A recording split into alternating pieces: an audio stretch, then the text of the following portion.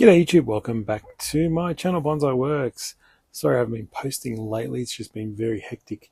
Now before I start my repotting demonstration, I wanted to actually promote these Japanese pots that I'll be selling. All are from Japan, all are stunning. I'll give you a close-up view on them, they're quite decent sizes. The ones in the front there, just there, they're at least 47 centimeters wide, if that makes sense, and so far deep, but I've got measurements and everything on everything, but there are quite stunning pots. They'll be up for sale soon. If you're interested, I'll have a list. So just email me at bonsaiworks@gmail.com. Now, I'll come in and show you a close-up of a few of them, just to show you the texture of these pots. You can't really get a sense of how amazing they are unless it's in person. But look at that wall. It's like a whitish grey with stunning pot, but they're all around the 47 centimeter wide, 45 to 50 usually. That's like a beigey color. This is a big solid brown pot. All of these are stamped, at least some are signed. Some really big heavy pots. I can show you, this is a massive one. Some really stunning ones going up the list. Really nice one in there. Then on this side, these are a bit smaller. Nice round pot. The rectangular and oval greyish colour. That's a kind of greyish colour as well. That's more the traditional reddish brown, and quite a beautiful looking pot down there too. These two are about the 47 centimetres. They start to get a bit smaller, 43 or so. A nice round pot studded. These are even smaller, but they're actually quite stunning. Let's get the background sorted. So you can see that's a beautiful colour. Nice and small. This is about the 33 centimeters or so. All of these are Tokonoma, all from Tokonoma. This is an amazing Yamafusa pot, glazed green. You can see the color on it. Gorgeous color pot. Another pot down there. Alright guys, so you'll see, if you're interested, I've got a price list. So I can ship to anywhere in Australia. Insured postage is usually around, depends on the heaviness of the pot, but about $30 to $60 depending on the size of the pot. So I can ship anywhere in Australia for you. And just yell out if you're interested in one. I'll tell you the sizes and show you more photos. All right, off we go to repotting. So this is a trident maple that I'll be repotting today for you guys. And I want to take you through my process of repotting this tree. Now, one of the main reasons, probably the main reason I want to repot this tree is I want to change the pot. I did love this Japanese pot, but it's just too small for it. It makes the tree look small. Doesn't really give it the grandeur that it deserves. And I think it needs a new pot.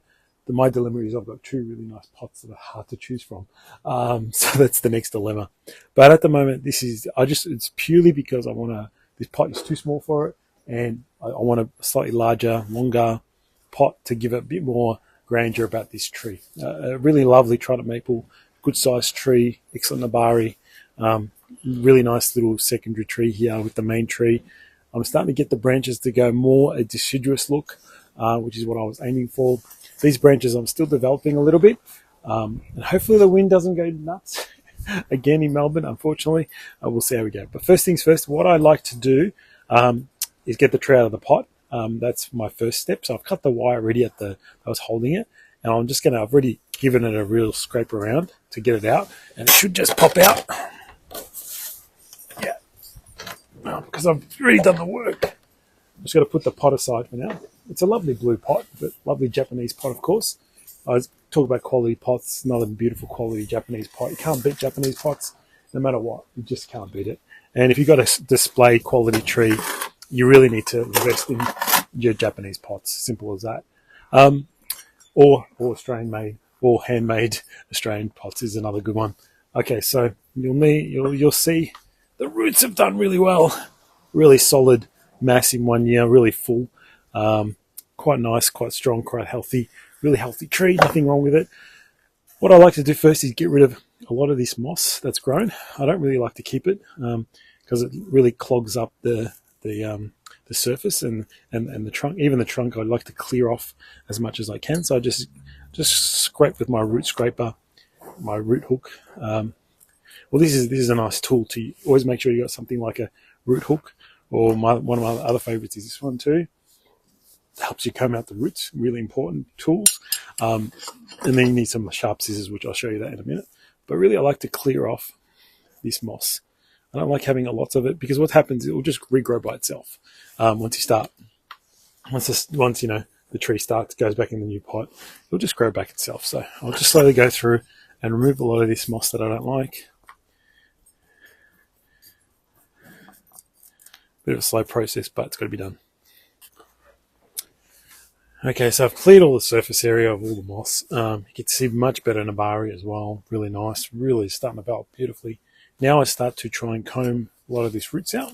I use either this root hook or my other root hook, and I start to just comb as much as I can of this root ball.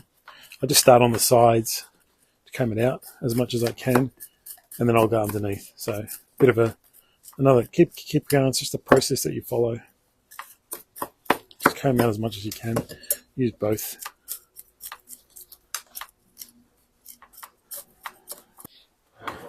So I've done a quick once over with the root hook, which I really like. I really like this tool, actually. It really gets in there and dislodges the soil, which is really good.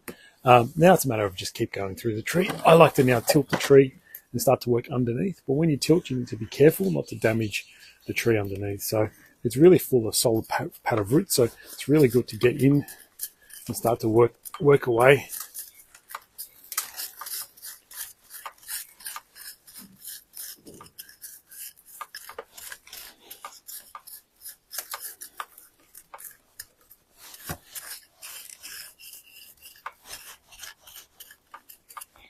Sometimes you can just start to shake off the soil with your hands.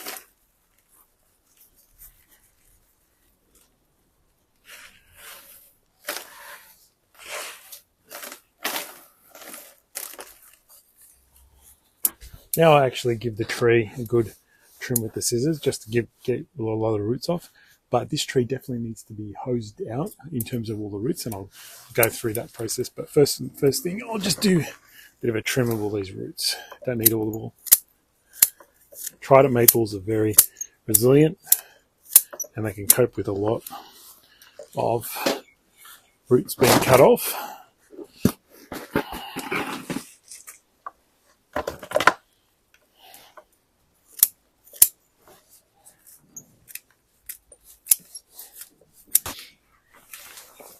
Alright, so here's what it looks like. Pretty much a nice little pad of fine roots, and just that's really all I leave on there.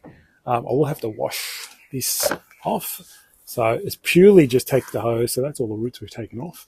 Goes into the recycle. And then I'm going to hose, really get in there and try and get this fine stuff out of this pad. Try and get all the fines out of it so that what's left is pretty much a nice root ball. Just sometimes there's a little bit of soil left over. I mean, bonsai potting mix left over, but I really want to get the fines out of this area and really start to do that. So it's pretty much just a jet stream hose on this root ball and see what it looks like. And I'll come back and show you how it looks once I'm done. So I've cleaned out a lot of the fine soil that was in there. Really nice. The roots are actually pretty cool. Now you can actually see a lot of the weeds. So I go around and plucking all the weeds out. Now, one thing I do now at this stage is I look underneath. Now, there are some heavy bits that I've been reducing over time. So now I come in with my branch cutters, something really heavy and sharp, and start to reduce those as well. Because they really don't have much roots on them. It's just little stubs like that from old roots that I want to flatten so I can actually have a really flat root base. So I just go in and get rid of those. Now my dilemma is which pot I'm going to choose. Now that I've got a really flat base and I'm happy where it is, I'll be able to decide which pot I like it in. So I'm going to try the two pots that I've got in choice. They're two absolute magnificent Japanese pots, of course, glazed, just beautiful. And we're going to have a look at how they look and which one looks better. Now what I do is I put the tree into the pot, pretend it's being repotted. Now this is a magnificent Reiho Japanese pot. It's a blue color, which is a beautiful patina around it. You can see the white kind of glaze over the top. It's just a little heavy, if anything, for my liking. It's a real heavy-ish kind of pot.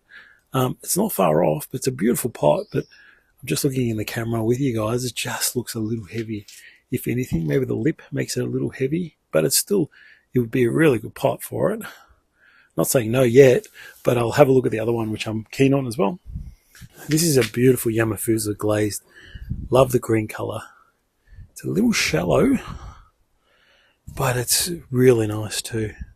As I said, it's tough. It is really tough to decide between these two pots. I originally thought this would be the pot for it.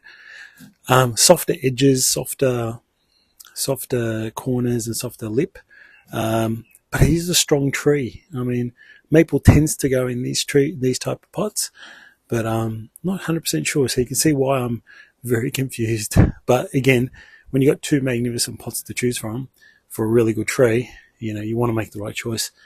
But luckily I got two pots. Sometimes you don't even have one. So let's have a think. I'll have a think about which one I like more. You're going to get 50-50 split, I reckon, on most people, which pot they like more. But I think this one maybe is just getting it over the edge, but we'll see. So I have decided on the Yamafusa pot. I'll just show you the signature. Beautiful signature, handmade. It's an absolute beautiful pot. I've got quite a few of these Yamafusa pots with different sizes and shapes, but this is absolutely beautiful. I think they'll match up really well, especially with the foliage, the size. It looks better in a shallower pot and a little bit more soft edges. And I think the other pot is magnificent too, but let's go with this one. So just got to prep the pot pretty easy. If you haven't seen this before, there's lots of holes, which I have to cover up. The other thing is, this pot is huge, but it's so light. Like, the Japanese have the best clay, best materials to use, and that's why I love Japanese pots. And if you are going to put exhibition quality trees and want to grow exhibition quality trees, try and save up for some Japanese pots. I'm pretty good spruiking, aren't I? But yeah, I love them. Absolutely love it. You can't beat that. So light. If any Chinese pots came this size, would be really heavy, probably double or triple the weight. But I'm just going to prepare these holes. Going to close them up. So to cover the holes, you take a little bit of mesh like this. I get a piece of wire like this. I fold it into a kind of peg, I guess. This side I loop to the front, make a loop at the front. This side I loop to the back. So now I've got a loop at the front and loop at the back. Then I place this on one of the holes. I'll try and lift it up. Hopefully you guys can see. Thread the 2 bits of wire through.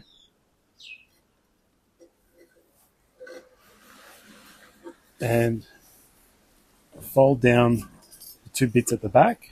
And then fold down these on against the wire bit. Hard to explain, but that's all you do, and it holds it in place. I just got to do that another 5 or 6 times. All right, so I've completed the work on just getting that mesh down. You can see how it looks pretty good. And on the back, you can see the marks, the little wire bits holding the mesh in place. So the last thing I'll do to prep this pot is put a tie wire in. So I put a wire from underneath through here just to tie the tree in. Now this tree is quite heavy and stable, so it's not really going to be blown off by the wind, but it's good to just have one wire to stabilize it. Now if it was a weaker tree, you probably need a couple more wires across, crisscross, but because this is such a strong tree, it only needs one wire at the back and we should be good. And now I just get some aluminium and try and measure out how much I need. I threaded 1 bit through.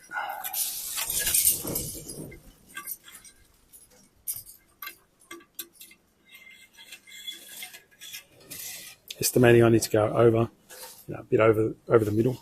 So probably that much. Always better to have more than less. And if you get offcuts, just use those offcuts to create your little hooks to put the mesh in. So never really waste wire, I guess, when you're doing this. So pull about evenly. So now we're pretty much in place. Got 2 bits of wire, and we'll tie the tree at the back. So now I grab some bonsai potting mix that I've got. Sorry, my head's in the way.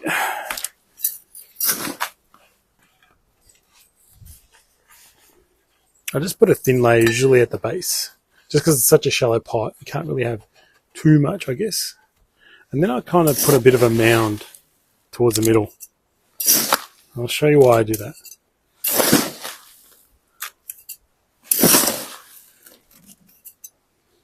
That should be enough for now.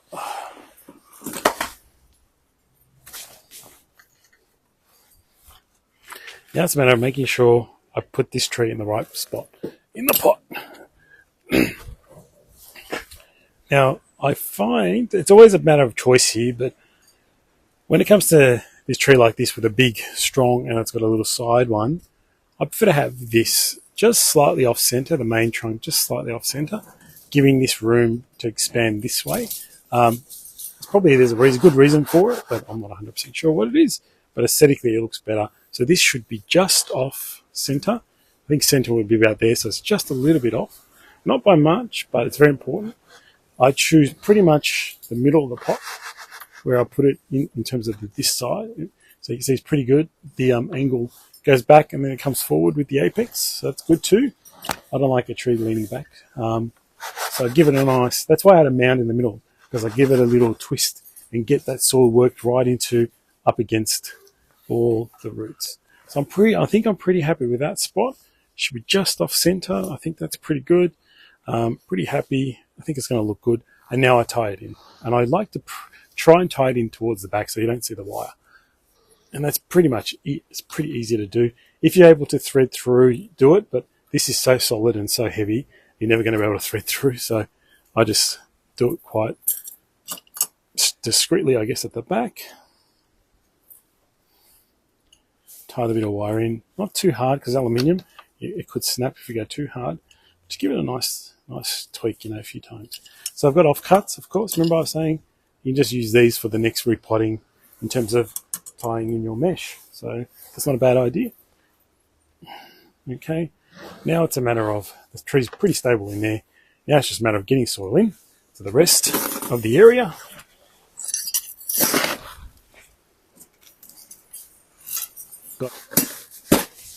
Now at this stage I've put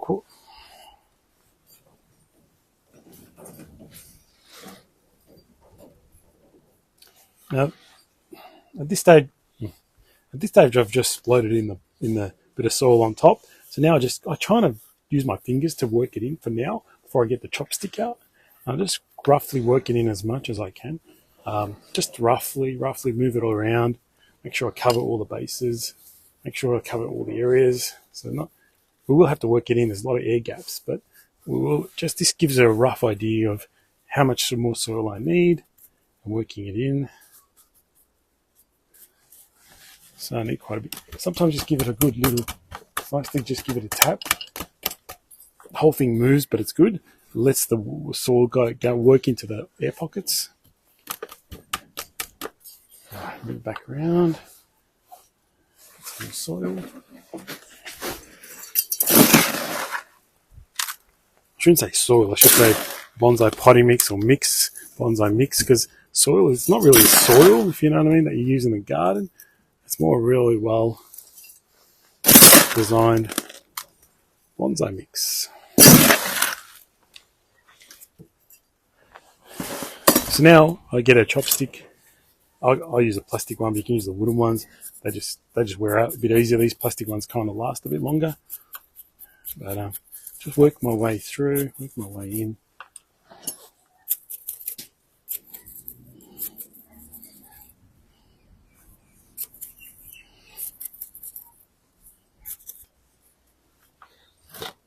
Alright, so that's kind of how it's going to look. And I think it looks pretty amazing from where it was. This pot gives it a bit more grandeur, I think. Gives it a bit more, wow, big tree. I know there's these branches I'm still trying to thicken up a little bit. That's why they got a bit of wire. It's just not happy where they are right now, but it's looking good. Now, the other thing you can do at this time of year, you could have done it earlier, but I've just been too busy with other stuff to be able to, you give it a little trim. Now, you'll be able to see, I'm hoping I can show you some keen areas where it's elongated quite a bit. They've actually elongated quite a bit, and the actual node between the bud to the next bud is actually quite long. So you've got to go through the tree and start to bring it back in. So on this one, I'll just cut it off. I'll kind of show you, but that's a really long bare bit. It's called that. There's a bud there, and there was a bud here that I've cut before. That's a very long internode we talk about. We want very short internodes on our trees. So that's what I'm going to go through and just quickly give it the tree a trim right now. Should have done it before, true, but nothing like the present to get this done. For me, it's quite a quick job. I can see it pretty clearly. Usually it's the outside bits that need it especially. So it just helps with, it's a good time of year now because it won't bleed and actually reduces the length of the tree. Actually, with the trimming, actually you're able to get more ramification on the tree. So you just go through it and give it a trim. So I'm just going to do that work very quickly. All right, so there you guys have it. Just a quick trim. Probably have a better look at it during the growing season, give it a bit more of a trim, but much nicer pot, much more prettier, gives it a bit more grandeur, and pretty easy to do. Just follow the process of repotting. So I'm just going to give this now water, and it's back on the same spot in the garden. I don't protect it or anything like that. It just goes in the same position it came from. And because it's still winter, it's actually, I should have mentioned, it's pretty much middle of winter, I guess. It's early to mid July here in Melbourne, which is our winter. Usually, we kind of see bud growth start to happen into August, but I like to do mine early, just because you never know. You could have a nice warm spell, and things will burst buds pretty quick. But nothing wrong with doing it at this time. Perfect timing, and just let the tree grow. All right, guys.